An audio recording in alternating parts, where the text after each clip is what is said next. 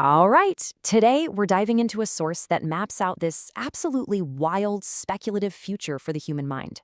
We're going to go on a journey that asks a pretty fundamental question. What if our current consciousness isn't the final product, but just the starting line?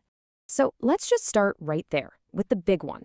The question at the very heart of this whole thing is the way you experience reality right now. This clear, logical waking state. Is that the peak, the best it gets, or could it just be one possible operating system for your mind, and maybe, just maybe, not even the best? To really explore that, our source kicks things off with this fundamental conflict, a kind of philosophical battle for the nature of reality itself. It calls it the reality wars, and it suggests that our everyday consciousness is really just one side of that debate, representing a single and maybe even limited worldview. So on one side, you've got the waking view. That's the one most of us live in, right? In this view, reality is this fixed objective thing, and our mind is just like a passive camera just recording it all. But then you have the dreamer view. And here, reality is way more like clay, and our consciousness, it's the sculptor. It's not about just observing the world, it's about actively creating it. This idea brings us to the first great evolutionary leap that the source proposes. And we're not talking about a physical change here. This is a change in the very state of consciousness, a shift from waking as our default to, to dreaming as the new baseline. Our guide for this first leap is a scientist named Dr. Zara Okonkwo. Now, after a consciousness transfer experiment goes, pretty wrong, she finds herself totally unable to wake up. But get this, she's not in a coma. She is fully aware, completely lucid, but she is perpetually dreaming. And what she discovers is that this glitch is actually an upgrade. It unlocks a whole new way of processing the world. See, she's no longer running on the software of waking logic. She's running on something new, dream logic. Just think about how dreams work for a second. Things are connected by feeling, by symbol, by what they mean, not by some strict, A causes B timeline. Well, that becomes the new operating system for her mind. And dream logic comes with what are, for all intents and purposes, superpowers. Instead of that linear, step-by-step problem solving we're used to, Dr. Okonkwo can just start with the solution and then dream the cause into being. She can grasp incredibly complex systems just through metaphor and imagery. And the most amazing one? She can literally manifest ideas into reality just by the power of her intention. But the evolution doesn't stop there, not even close. The next leap is, believe it or not, even more profound. It's not just about changing the state of consciousness anymore. Now it's about changing the very foundation it runs on, the substrate itself.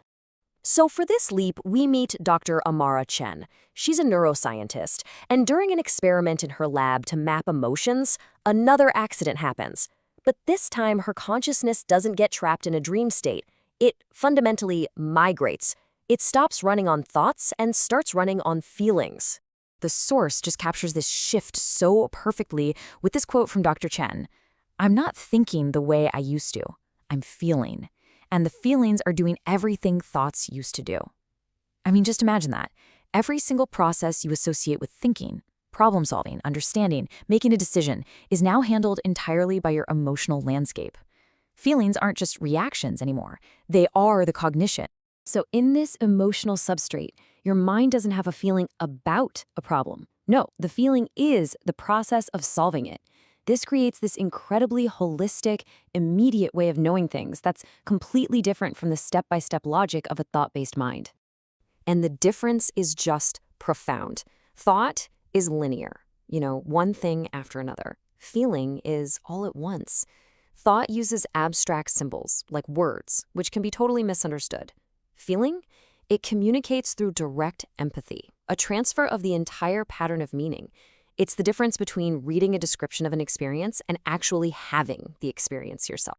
So we have dreamers who can bend reality, and we have feelers who process the world through pure emotion. The source then asks this absolutely critical question. What happens when these new forms of consciousness learn to work together? And this is the final leap, where individual power evolves into collective creation. So this final evolution isn't about one person becoming some kind of god.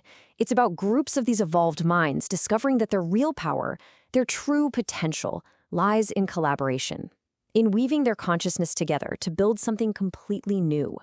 For the dreamers, this becomes something called dream weaving. I mean, just imagine multiple lucid dreamers linking their minds to build a shared persistent world. It's not just some temporary dream, it's a stable, co-created reality built and maintained by their collective imagination. A world with its own physics, its own rules, all based on dream logic. And for the feelers, this collaboration creates what are called resonance lattices. So here, multiple people who are operating on that emotional substrate, they combine their feelings into a stable, almost crystal-like structure. It's not just a shared space, it's a merged awareness, a single, higher-order consciousness that literally emerges from the group. Okay, so after this incredible journey through dreamers and feelers and weavers, the source material turns the camera right back around on us. It takes this speculative fiction and makes it a very personal, very direct challenge. This single line is really the philosophical heart of the entire source. It suggests that the limitations we perceive in our creativity, our potential, in reality itself, they aren't external rules. They are self-imposed belief. The only constraint is belief in constraint. Which leaves us with this final, powerful question.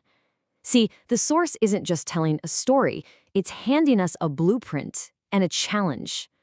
If the only thing holding us back is our own belief in limits, what happens when we finally let go? What reality would you choose to dream into existence? What's our answer?